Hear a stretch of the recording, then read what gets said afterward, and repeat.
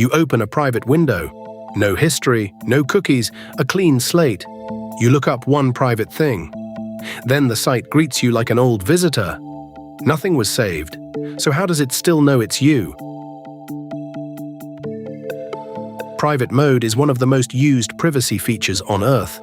Millions click that little hat and glasses icon whenever they search for something they'd rather keep to themselves. And for what it was built to do, it works. It clears your history, throws away cookies, and leaves almost no trace on your own device. So why does a website still seem to recognize you? Most explanations point to the network. Your provider can see your traffic. The site still knows your IP. True. But that answers a different question.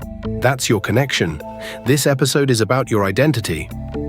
Incognito clears what your browser remembers. What if the website never needed your browser's memory in the first place? Here's the thing Incognito can't touch. Clear every cookie, open a private window, trackers still follow you. Why? Because there are two ways to recognize a browser. One is stateful, something stored on your device, like a cookie. Private mode wipes that completely. That part works. The other is stateless. It stores nothing at all. It reads traits your browser hands out for free. Incognito has no effect on it. It's not remembering you. It's reading you. So what exactly is it reading? So what's it reading? Nothing secret. Your browser volunteers a pile of ordinary facts. The user agent string, your screen size, your time zone, your language, how many CPU cores you have, which fonts are installed. Each fact alone is boring. Millions share your screen size, but stack them together and the crowd shrinks fast. Think of 20 questions. Each answer halves the room.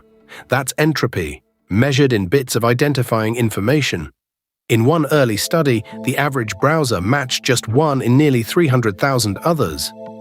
None of those facts is a name. Together, they can become one. And the strangest signal isn't a setting at all, it's a picture. Here's the strangest signal. A site quietly asks your browser to draw something. A line of text, a few shapes, onto a hidden canvas. You never see it. Then it reads the pixels back and hashes them into a short string. Here's the mechanism. Your machine renders that image in its own way.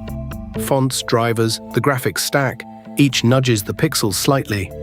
Same instructions, a subtly different picture on every device. It's a picture drawn only to measure how your machine draws it. And it's high entropy, hard to fake, hard to normalize. So is this a lab curiosity, or is it really out there? It's out there, and has been for years. Back in 2014, researchers found canvas fingerprinting on over 5,000 of the top 100,000 sites. 2 years later, a crawl of 1 million sites found it on more than 14,000, plus audio and network-based versions. And almost all of it, over 98%, came from third-party scripts. That's the tell. These aren't sites recognizing their own users. They're trackers, embedded everywhere, stitching you across the web. So it's real, it's common, and it needs nothing stored. Does that mean everyone's browser is unique? That you're always exposed? Not always. And this is where the privacy internet gets it wrong. Testing sites love to tell you your browser is 1 in a million. Those famous numbers, 84% unique, 89% unique, came from volunteers who visited privacy testing sites. That's a crowd of unusual setups. When researchers measured 2 million real, everyday browsers, only about a third were unique. Why so much lower? Flash and plugins disappeared, and phones are nearly identical to each other. So most people aren't unique, they hide in a crowd.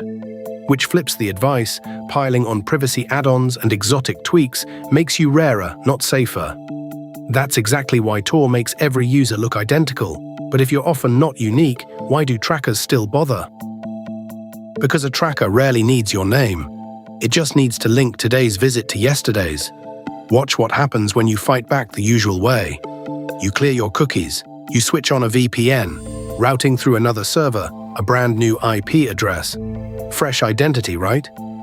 But your fingerprint didn't change. It's stateless, and it doesn't depend on your IP address. So the tracker matches this session to the last. Same fingerprint, new IP, Even a fingerprint shared by thousands still narrows it. Timing and behavior finish the job. A VPN swapped your address. It never swapped your face. And the browsers themselves, they've noticed, and they don't agree on the fix. They've split into two philosophies. One camp says, reveal less. Chrome is trimming the user agent string down toward almost nothing. Firefox blocks known fingerprinting scripts before they even run. The other camp corrupts the fingerprint itself.